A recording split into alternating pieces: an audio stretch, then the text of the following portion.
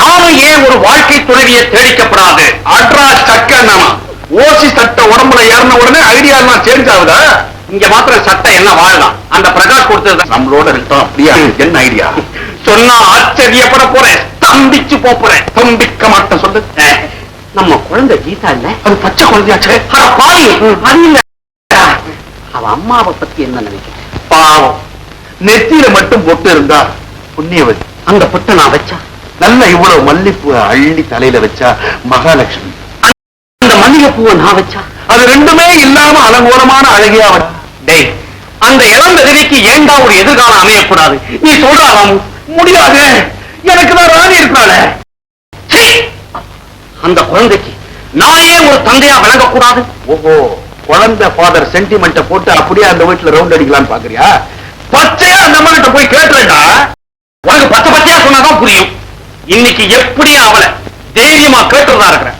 ராகுகாலம் எப்போ? இப்ப நீ புறப்படுறியே, அதுதான் உனக்கு ராகுகாலம். பார்த்துக்கிட்டே என் உயிரே போனாலும் அவளை அடையாம விடுறதில்லை. விபரீத விளையாட்டெல்லாம் விளையாடாத. ஏற்கனவே ஒரு கொலைகேஸ்ல சம்பந்தப்பட்டுடுமோன்னு பயமா இருக்குது. எந்த நேரத்துல என்ன நடக்குமோ தெரியவே இல்லையா?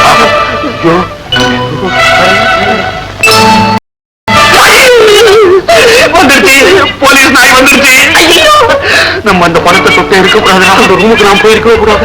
ஐயோ, ஒரு மோப்பம் பிடிக்க போகுது, காட்டி கொடுக்க போகுது. கேட்டா அந்த நாய் போலீஸுக்கு போன் பண்ணிடுமா? நம்ம கெட்ட நேரம் தயவு என்று தானே சுற்றினாலும் சுத்தி காலப்படி காலம் நடந்தாலும் நடக்கும். ஏண்டா சமயம் அந்த நாய் இப்ப எங்க இருக்குது? நாயம் பார்க்க செஞ்சு வச்ச பொம்மை மாதிரி நீதான் இருப்பேன். நாய் பக்கத்துல தான் இருக்குது. நான் சேஃப். அவசரப்படாத.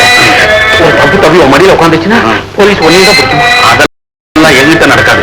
இந்த மாதிரி அந்த மாதிரி ஏதாவது ஏற்பட்டது ஊர்ல இருந்து வந்த ஆம்பளை பொம்பளை எல்லாரையும் சார் போலீஸ் சார் எங்களை எப்படி விட்டுருங்க சார். பாடி எப்படி இங்க வந்ததுன்னு சொல்லடா. பக்கத்து ரூம் கேட்டா போற வேணா. சரி போனதான் போறோம். தொட்டு வேற அதை பாக்கணுமா? எங்க பிரிண்ட் எல்லாம் உண்டு சொன்னேன் சார். போன சார் 3 பேர் தூக்கவே முடியல சார். நாய்க்கு ஏதாவது பால் பிஸ்கட் கொடுக்குமா சார்? நான் 204 சார். நான் 204 ரூம்ல இருந்து வரேன் சார். நாய் தப்பிச்சுன்னு வந்துருச்சு இந்த ரூமுக்கு.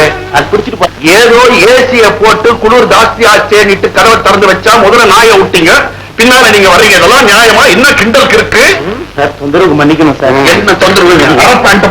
போட்டு வந்து என்ன தொந்தரவு? போட்டு வந்தீங்களே, முழு பேண்ட் போடக்கூடாது. Really sorry. என்ன என்னத்துக்கு இப்படி கணப்பா